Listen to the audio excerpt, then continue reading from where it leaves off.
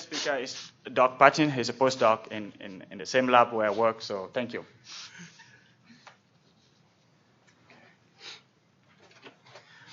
All right, good morning, everybody. As Maurice says, my name's Doug. I'm a postdoc in Flamini Cataruccia's lab with Maurice, and I'm going to talk to you today about some of the work I've been doing, along with our collaborators and colleagues on using synthetic ecdysone receptor agonists and whether we can use those as tools for vector control. So just by means of introduction, I'm sure you're all very familiar about this. The current paradigms for vector control, particularly in West Africa, are the use of insecticide-treated nets and insecticide sprays. These have been very, very effective. We've seen a massive reduction in malaria incidence over the course of the last 10 to 15 years, but there is a bit of a problem as we move towards the prospect of elimination. The fact that we're even talking about elimination is an amazing thing, but there are diminishing returns for these things, and we are seeing spread of extremely strong insecticide resistance across the entire range of Anopheles gambiae. It's clear that we do need new tools to really push towards the zero transmission of malaria. So in our lab, as Maurice mentioned, we're very interested in reproduction. And we think that sex is a very good target for controlling mosquitoes, and that's primarily because we know that females only mate once, and it's a massive bottleneck. And our thinking is that if we can induce the biochemical switches that persuade a female that she has mated without mating, that we can control mosquito populations. Work from our lab has demonstrated that the key driver of this mechanism is the transfer of 20E during mating, so males transfer sperm as well as a gelatinous mating plug, which contains a huge amount of the steroid hormone 20-hydroxyecdysone. This has effects on post-blood feeding egg development, on the maintenance of sperm in the spermathecae, on the female's ability to oviposit eggs that she's developed, and the induction of behavioral changes and physiological changes that prevent her from remating a second time. And that's particularly something we were very interested in trying to exploit for mosquito control purposes. So how do we do that? There's a class of insect growth regulators called dibenzylhydrazines. These are 20E mimics. They act by binding the ecdysone receptor and inducing activity.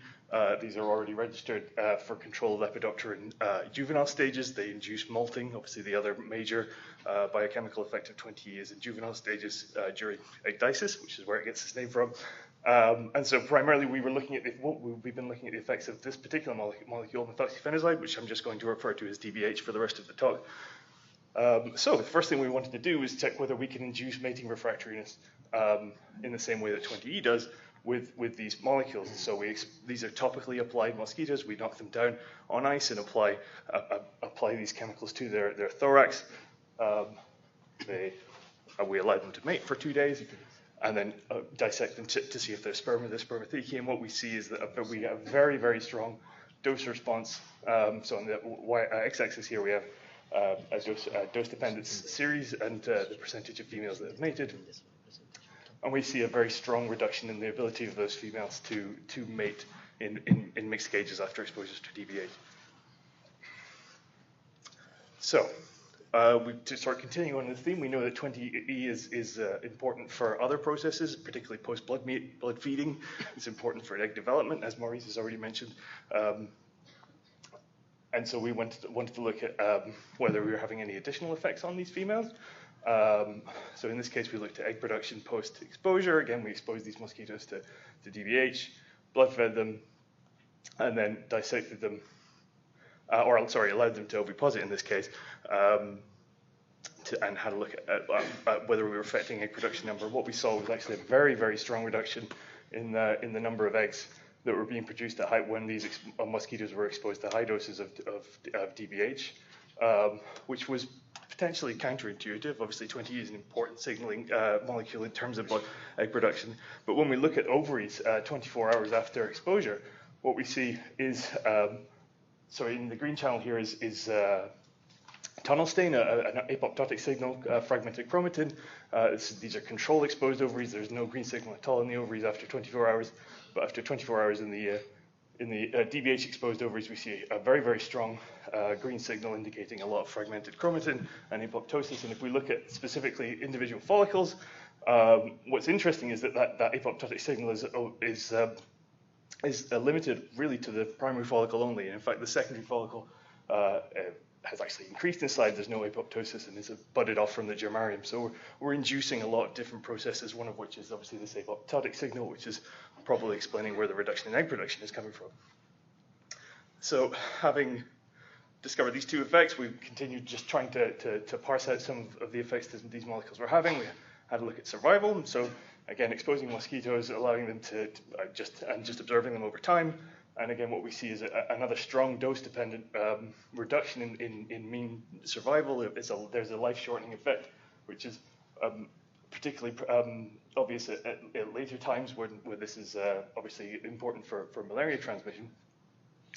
And finally, as Maurice mentioned, we have the capacity to do in vitro Plasmodium falciparum infections with an NF54 gametogenic line. So we did infectious feeds and then dissected 8 days post-infectious feed for oocysts.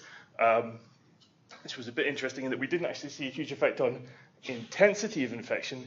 That's partly driven by the fact that we didn't see very many females that in fact developed an infection at all. And if we consider solely prevalence, whether a female was infected or not, what we see is a very, very large reduction in the number of females that were capable of harboring any kind of infection at all after 8 days post-infection. Something like an 80% reduction in total oocysts, which is obviously highly significant. So just to summarize, that was quite a lot of data. We have these 4 effects, which are arguably fairly mild individually, but combined are all moving in the same direction in terms of their ability to affect vectorial capacity. And so what we wanted to really do, in collaboration with our colleagues in the Bucky lab, was see how these 4 combined effects would compare to, for example, an acutely insecticidal compound like permethrin. So we did some modeling studies, and what we found was that overall, so this is quite a busy slide, but the pink lines are the effects of DBH at varying concentrations, and the blue lines are the effectiveness of insecticide. 100% effectiveness, 80% and 60%. And what we can see is that at higher doses are comparable. These molecules are predicted to act at sort of comparable effectiveness compared to, for example, 100% effective insecticide. And so on and so forth down the line. So despite lacking in acutely insecticidal activity, they have the potential to control malaria transmission as well as potentially as well as an insecticide. When we sort of break this down and have a look at the actual individual effects, what's a little counterintuitive is we actually, so in the top graph here is actually the total number of females within a population. At higher coverages and higher doses, we actually see an overall increase or predicted increase in the number of females in a population. But due to the effects of the plasma, particularly the plasmodium reduction effect and the life-shortening effect, because there's an overall reduction in the total mean age of the population, we still see a net reduction or a predicted net reduction in malaria transmission. So, just to, I think I've got through this very quickly, sorry. Just to sum up, like these manifold effects are potentially very useful in terms of controlling malaria transmission. These products are already registered. They're already basically available to be used almost immediately. We're affecting a number of different physiological processes. We're currently trying to parse out some of the biochemical effects and biological effects that we're causing particularly in terms of that plasmodium effect. And we've got some funding to look at tarsal application and formulation as well, so we're working on those. Just to wrap up, I'd like to thank my mentor, Flaminia Catarruccia, my colleague Evdoxia, who did a huge amount of work on this as well, our former lab members, Sarah and Paolo, and the members of the Bucky lab, Caroline, Lauren, and Francisco, who helped with the modeling, and all my colleagues from the Catarruccia labs. Thank you very much.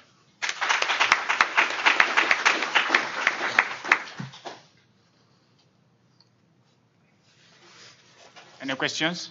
Right there in the back.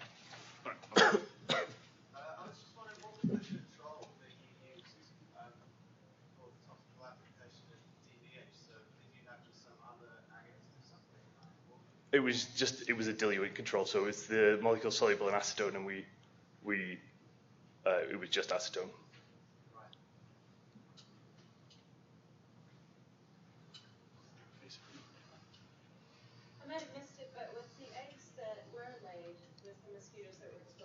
ASTMH, did you see were those eggs actually viable? Did they actually hatch out? Yes. They did? Yeah. I think I missed this too. Sorry.